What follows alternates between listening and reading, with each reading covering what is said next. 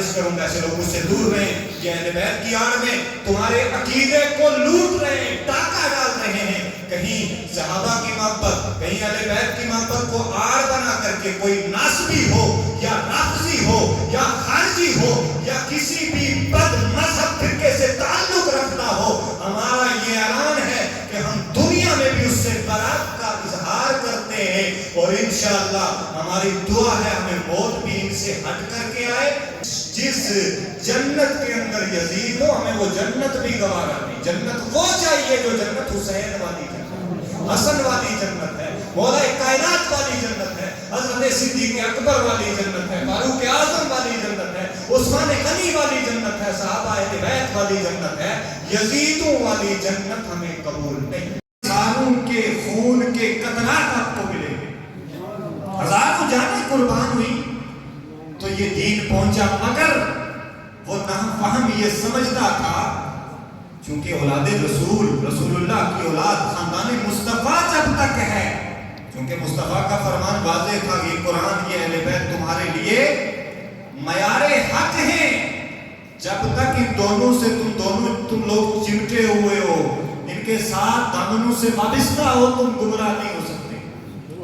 یہ چاہتا تھا خاندان رسول کا خاتمہ کیا جائے، یہ اس کی سوچ تھی، اور اس خاندان رسول کے خاتمے کی آڑ میں جو سب سے بڑی سوچ تھی وہ تھی اس دین کو بدل دینا، اس کی حقیقتوں کو ختم کر دینا، مگر نہ تو آل رسول کو مٹا سکتا تھا نہ اس دین کو مٹا سکتا تھا، چونکہ قرآن کو اور اہل بیت کو یہ ضمانت مصطفیٰ دے کر گئے تھے اس امت کو کہ یہ قیامت تک باقی رہیں گے، اور محشر میں حوض کوثر پہ یہ دونوں اکٹھے رہیں گے۔ تو کیسے مٹا سکتا تھا؟ مگر اس کی سوچ تھی۔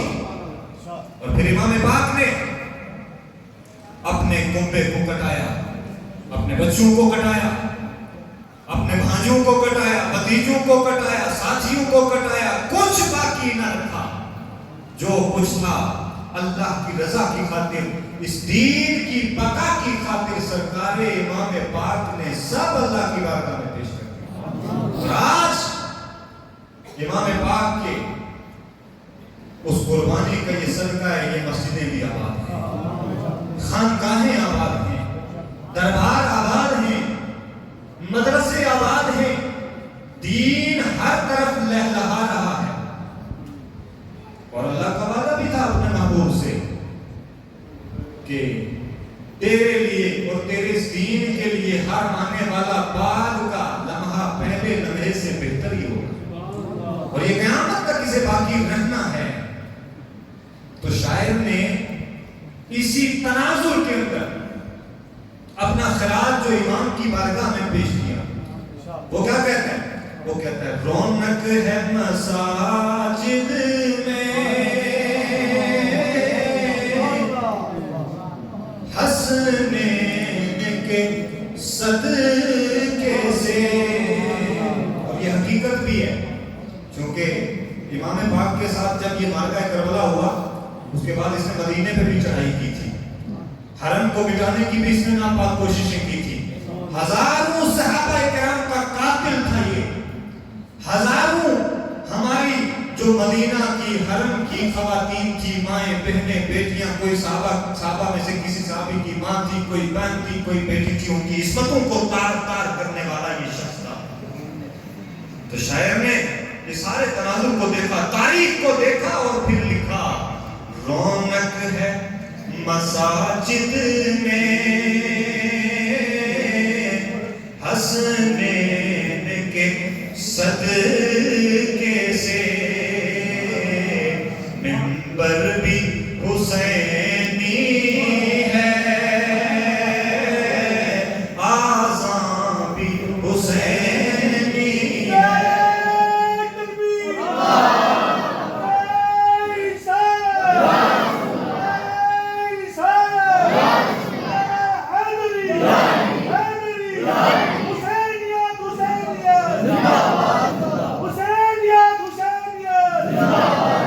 Yazid ya, Yazid ya.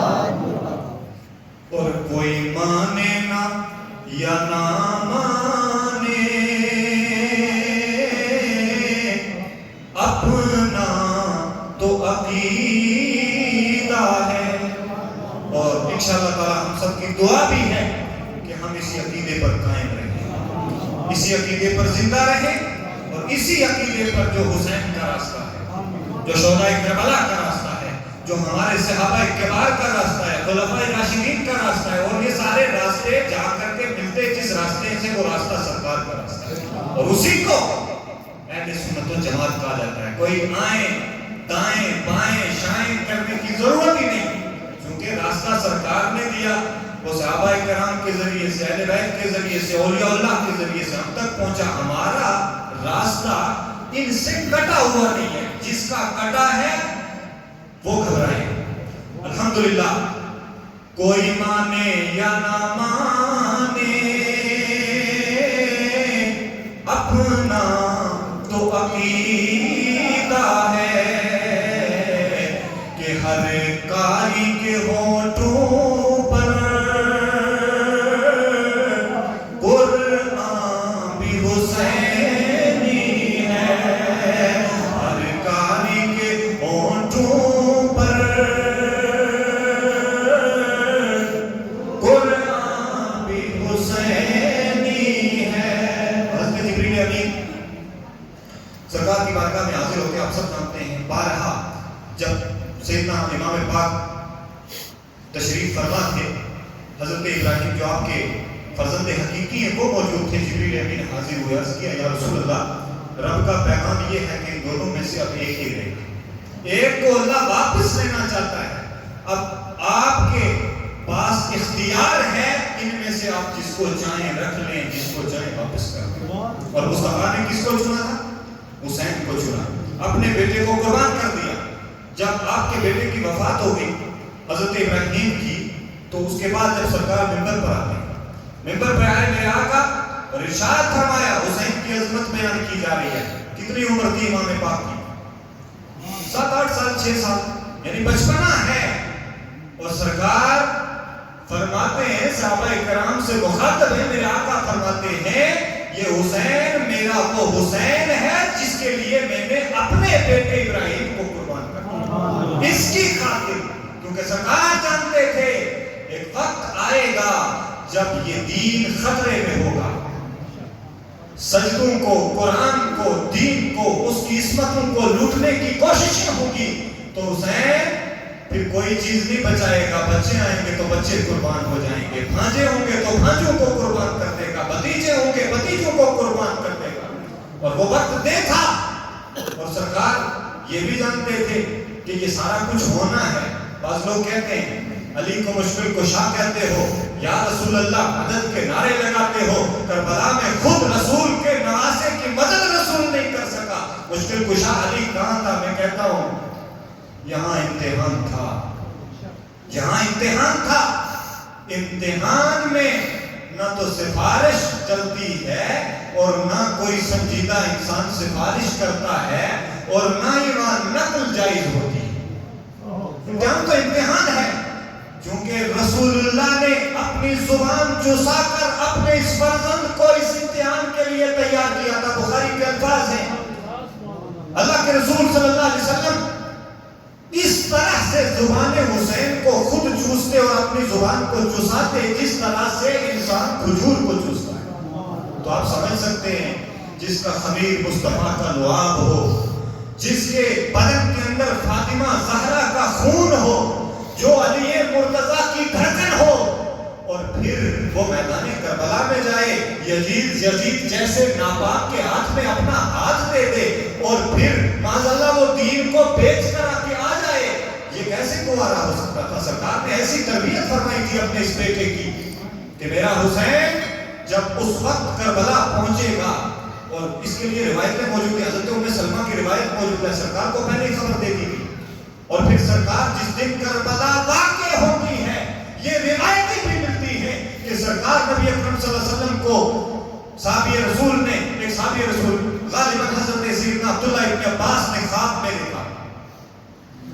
میں دیکھا کہ سرکار کا لباس اطہر جو ہے وہ مٹی سے پراگندہ ہے اور پھٹا ہوا ہے, طرح طرح کی پریشانیاں سرکار کے چہرے سے نمایاں ہو رہی ہیں. پوچھا یا رسول اللہ ماجرا کیا ہے؟ فرمایا میرے آقا نے آج میرا حسین مقتل کربلا میں موجود ہے، میں اس کا اور اس کے ساتھیوں کا خون اس پیالے میں جمع کر رہا تھا. سرکار وہاں بھی موجود تھے، سرکار کربلا میں بھی موجود تھے، سیدہ فاطمہ موجود تھی، لیکن یہ سب اس لیے نہیں گئے تھے. اور سرکار امام حسین چاہتے، حسین تو حسین ہے، حسین کے قدموں کی دھول اور سینکڑوں غلاموں کے غلام کو خواجہ غریب نواز کہا جاتا ہے. امام حسین کے قدموں کی دھول اور لاکھوں غلاموں کے غلاموں کو غوث پاک کہا جاتا ہے. اور غوث پاک جب جلال میں آتے ہیں تو ٹھوکر مار کے مردے کو کہتے ہیں چل کھڑا ہو جا، اٹھ اللہ کے نام سے، تو مردے کھڑے ہو جایا کرتے ہیں. اور خالی اس کاسے کو لے کر کے اپنے غلام کو غریب نواز بھیجیں تو سارا پانی سمٹ آئے اس کے اندر، یہ ان کا بھی بابا حسین ہے.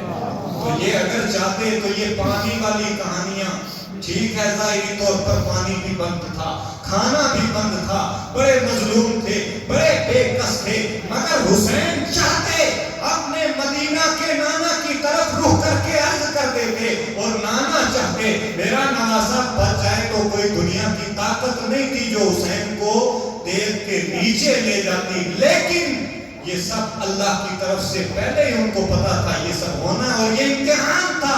اگر یہ نہ ہوتا تو اس دین کی آبیاری کون کرتا؟ حسین نہ کرتا کون کرتا؟ حسین کی تربیت کی کس نے؟ مصطفیٰ نے کی تھی. یہ ساری تیاریاں 6-7 سال کی عمر ہے، اللہ کے نبی ارشاد فرماتے ہیں ان ابنی ھذا سید، امام حسن کے بارے میں، میرا یہ بیٹا سردار ہے.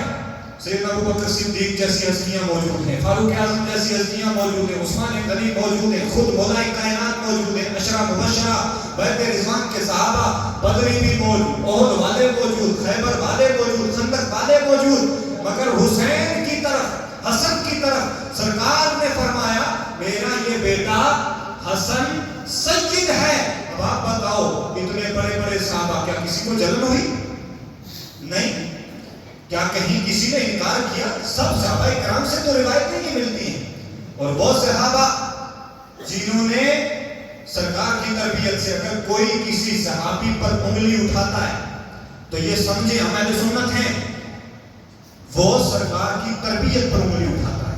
گویا سرکار تربیت ہی نہیں کر سکے اپنے ان غلاموں کی، اپنے ان شاگردوں کی، اپنے ان صحبت یافتہ لوگوں کی. گویا صحابہ اکرام پر اگر لعن تان کیا جائے تو بالواسطہ وہ لعن تان سرکار تک معذاللہ پہنچتا ہے. کسی بھی صحابی کے بارے میں کوئی ہلکا لفظ بولنا حرام اور اشد حرام، یعنی سنت کا موقف ہے. مگر جہاں اہل بیت کا معاملہ ہے، حضرت صدیق اکبر خود خلیفہ وقت ہیں، امیر المومنین ہیں، یہ ابھی جوان بچے ہیں، چھوٹے بچے ہیں امام حسن و حسین، مگر ان کی کتنی قدر و منزلت ہے کہ ان کو اپنے کاندھوں پر اٹھاتے ہیں. کیونکہ مصطفیٰ کو دیکھا تھا کہ اپنے نواسوں کو کاندھوں پر اٹھاتے ہیں تو حضرت ابوبکر بھی اٹھاتے ہیں. اور حضرت ابو ہریرہ، لوگ کہتے ہیں کہ صحابہ کرام نے معاذاللہ اولاد رسول کا احترام نہیں کیا. سیدنا امام حسین، سیدنا ابو ہریرہ کا زمانہ ہے، آخری دور ہے، کربلا سے پہلے کا. امام حسین مدینہ شریف کے جنازے میں تشریف لے جاتے ہیں. واپسی پر ایک جگہ بیٹھے تھے، حضرت ابو ہریرہ کا گزر ہوتا ہے. حضرت ابو ہریرہ نے اپنی دستار اتاری، اپنا امامہ اتار کر کے امام حسین کے جوتوں کو صاف کیا. یہ احترام اہل بیت کا صحابہ کا، اور اہل سنت کے اندر جو احترام اہل بیت ہے یہ صحابہ کی دین ہے، ان کی وجہ سے ہے، ان کے تسلسل سے ہم تک پہنچا ہے. اور انشاءاللہ یہ تسلسل قیامت تک مٹ نہیں سکتا، چونکہ حق قیامت تک مٹے گا نہیں، تو گویا اہل سنت بھی قیامت تک رہیں گے. اور آخری مسلمان جب تک ہے، مومن جب تک اس دنیا میں قیامت نہیں ہے. تو حضرت جبریل کی میں بات کر رہا تھا، تو حضرت جبریل اکثر و بیشتر جب حضرت امام حسن کی اور حضرت امام حسین کی بچے تھے، سرکار دونوں کو کھلا رہے تھے، خوش کرنے کے لیے کھلا رہے تھے. سیدہ فاطمہ موجود ہیں، تو اللہ کے نبی صلی اللہ علیہ وسلم حسن کو کہہ رہے ہیں، سیدنا امام حسن کو، کہ کہ حسین کو پکڑ لو، حسین کو پکڑ لو. دونوں لڑ رہے تھے، چھوٹے تھے، کشتی کر رہے تھے. سیدہ فاطمہ نے کہا کہ آپ بڑے کو کہہ رہے ہیں، بڑے کو آپ کہہ رہے ہیں پکڑ لے، یہ چھوٹا ہے حسین. تو سرکار نے فرمایا حسین چھوٹا ضرور ہے مگر اس کے ساتھ جبریل کھڑا ہے، اس لیے میں حسن کے ساتھ کھڑا ہوں. سبحان اللہ. جبریل بھی جن کے ساتھ کھڑے ہوں، اور میرے آقا کے تو نوکر ہیں جبریل، ان کے تو دربار کے بھکاری ہیں جبریل، کیونکہ سرکار سے بڑا تو کچھ نہیں. سب سرکار کے بعد آتے ہیں. فرشتوں کا بھی مقام ہے، صحابہ کا بھی مقام ہے، اہل بیت کا بھی مقام ہے. جس کو جو ملا ہے وہ ملا ہی سرکار کے قدموں سے. اور پھر مسجد کے اندر، یعنی ان کی اتنی عظمت ہے سرکار، کیونکہ کتنی عمر تھی سرکار تشریف لے گئے دنیا سے، چھوٹی سی عمر تھی، تربیت فرمائی مختصر سی عمر میں سرکار نے، پھر سرکار کا پر نے دنیا سے پردہ ہی فرما دیا. تو جب یہ آتے مسجد کے اندر، اتنا احترام کہ سرکار اگر حالت خطبہ میں ہیں، خطبے کی حالت میں ہیں، تو سرکار ان کے لیے خطبے کو چھوڑ دیا کرتے تھے. یہ حسن و حسین کا مقام ہے، اس کو سمجھنے کی ضرورت ہے. پھر تقابل کروا لینا، یزید کون تھا، حسین کون تھے. یزید تھا اور حسین آج بھی ہے. جب تک مسجدوں کی حرمت بچی ہوئی ہے، جب تک اسلام اس دنیا میں موجود ہے، حسین حسین ہوتا رہے گا انشاءاللہ. تو میرے آقا خطبہ بند کر دیا کرتے، نماز میں ہوتے سجدے کی حالت میں، تو یہ ان کے نماز سے آتے کندھوں پہ چڑھ جاتے. سرکار یہ گوارا نہیں کرتے تھے میرا حسین یا حسن میرے کندھے سے گر جائے، سجدہ طویل فرما دیا کرتے. اور روایتوں میں آتا ہے، علماء نے فرمایا 72 مرتبہ سرکار نے اس سجدے کو طویل کیا. 72 مرتبہ آپ نے سبحان ربی الاعلیٰ پڑھا. اور اس کی حکمت بھی بیان فرمائی علماء نے کہ وہ جو 72 مرتبہ حسین کی وجہ سے اللہ کے نبی نے اپنے سجدے میں اللہ کی پاکی اور بلندی کا ذکر کیا تھا، اس کا حق ادا کرنے کے لیے حسین نے اپنے 72 جانثاروں کو قربان کیا. یہ ایسے ہی نہیں، یہ سلسلے ہیں. اور ابھی قربانی کا مہینہ گزرا ہے، یہ سلسلہ وہاں سے چلا ہے، یہ سلسلہ وہاں سے چلا حضرت ابراہیم سے. اور وہ جو خواب ابراہیم تھا جس کے لیے اونٹ قربان کیے، 100 اونٹ قربان کرتے رہے حضرت ابراہیم. پھر آخری دن، تیسرے دن انہوں نے سوچا نہیں، اونٹ کی فرمائش نہیں ہے، یا بیٹا مانگا جا رہا ہے. تو اپنے بیٹے سے کہا بیٹا میں نے یہ خواب دیکھا ہے، تیرا کیا ارادہ ہے؟ فرمایا، عرض کیا ابا ارادہ کیا ہے؟ جو اللہ کا حکم ہے اس کو پورا کیا جائے. آپ مجھے صابر پائیں گے، مجھے شاکر پائیں گے. اور جب لٹایا گیا سیدنا اسماعیل کو تو فدیے کے طور پہ دمبا آ گیا. اور پھر اس قربانی کو ہمارے لیے سرکار نے فرمایا ہے کہ یہ قربانی تمہارے لیے قیامت تک باقی رکھی گئی، چونکہ ہمارے دادا ابراہیم کی یہ سنت ہے، اور تمہارے لیے اس میں بہت بڑا ثواب ہے. مختلف روایتیں موجود ہیں. اور ساتھ میں جب آپ تفسیریں پڑھیں گے تو پتہ چلے گا اس قربانی کے فدیہ آنے سے یہ قربانی تو ہو گئی حضرت اسماعیل کی، مگر اس کی حقیقی شکل سیدنا امام حسین نے ادا کی ہے. جو وہ قربانی ہے اسماعیل، اس کی حقیقی شکل حضرت سیدنا امام حسین نے ادا کی ہے. اب میں ان لوگوں سے مخاطب ہوں جو حسین اور یزید کو برابر کرنے کی کوشش کرتے ہیں، لکھتے ہیں معاذ اللہ یزید رحمت اللہ علیہ. اور ایک فتویٰ میں نے اپنے اس کو شائع بھی کیا. ایک خاص مکتب فکر ہے، میں کسی کی طرف جانا نہیں چاہتا، میں کسی کا نام لینا پسند کرتا ہوں. ان سے سوال ہوا تھا یزید کے بارے میں کیا موقف رکھنا چاہیے. فرمایا چپ رہو. کیوں چپ رہو؟ تمہارا باپ لگتا ہے. ہمارے دین کے داعی اور دین کے مبلغ جن سے دین کی یہ بنیادیں جڑی ہوئی ہیں، ان کے جڑوں کو کاٹنے کی جس نحوست والے انسان نے کوشش کیا، اس پر چپ کیسے رہے؟ اور پھر اس پر دلیل کیا ہے؟ میں اس دلیل کی طرف بھی آؤں گا. چپ رہو. وہ قاتل نہیں تھا، وہ زانی نہیں تھا. ابن کثیر کو اٹھائیں، البدایہ والنہایہ، وہ لکھتے ہیں کہ پوری امت کا، سارے ائمہ کا اس بات پر اتفاق ہے یزید زانی بھی تھا، شرابی بھی تھا، اور تارک سنت بھی تھا، اور محرمات کی طرف اس کا التفات بھی تھا. یہ ساری چیزیں اگرچہ قتل حسین پر البدایہ والنہایہ میں لکھا نہیں کہ وہ قاتل تھا یا نہیں تھا. پھر یہ لوگ جو کہتے ہیں یزید پر خاموش رہو، وہ کہتے ہیں کیونکہ امام اعظم کا موقف ہے. امام اعظم نے فرما دیا خاموش رہ جائے. امام اعظم نے یہ فرمایا ہے کہ اس کے کفر و ایمان میں خاموش رہو، یعنی اس کو کافر بھی نہ کہو اور اس کو مسلمان بھی نہ کہو. لیکن علماء نے اس قول کی تصریح بھی فرمائی. اعلیٰ حضرت نے بھی اسی قول کو نقل کیا. تو علماء متاخرین نے فرمایا کہ جو اعلیٰ حضرت نے یا اعلیٰ حضرت نے نقل کیا امام اعظم سے، اس کا مطلب یہ ہے کہ مومن تو وہ ہے ہی نہیں، مسلمان تو اس کو کہہ ہی نہیں سکتے، اس کو کافر بھی نہ کہو، کیونکہ کافر بھی اتنا ظالم نہیں ہوتا، اتنا بڑا سفاک نہیں ہوتا، وہ کافر کہنے کے بھی لائق نہیں. اس کا یہ مطلب نہیں کہ وہ کافر نہیں. اس کا مطلب جو بیان کیا، اس کا مطلب یہ ہے خاموش رہنے کا کہ وہ کافر کہنے کے بھی لائق نہیں، کیونکہ کافر بھی اتنے ظالم و جابر نہیں ہوا کرتے. جتنا جبر اور جتنا ظلم اس نے اہل بیت نبی کے ساتھ کربلا میں کیا ہے. اللہ تعالیٰ ہم سب کو سرکار امام پاک کے فیضان سے مالا مال کرے. اور چونکہ میں نے آیت تطہیر پڑھی تھی اور اس کے تعلق سے میں گزشتہ جمعہ کو بھی بیان کیا تھا، اور وہ تسلسل میرا تھوڑا سا ٹوٹ گیا تھا. میں نے یہ عرض کیا تھا کہ میں اگلے جمعہ تک انشاءاللہ اس کو مکمل کروں گا. آج بھی اتنا وقت نہیں ہے. محترم چودھری خادم حسین صاحب نے جو وعدہ فرمایا تھا 5000 روپے مسجد کے، وہ انہوں نے پیش کی. اللہ تعالیٰ امام پاک کے صدقے ان کا یہ ہدیہ قبول کرے اور ان کے روزگار میں اللہ ترقی دے. تو میں یہ عرض کروں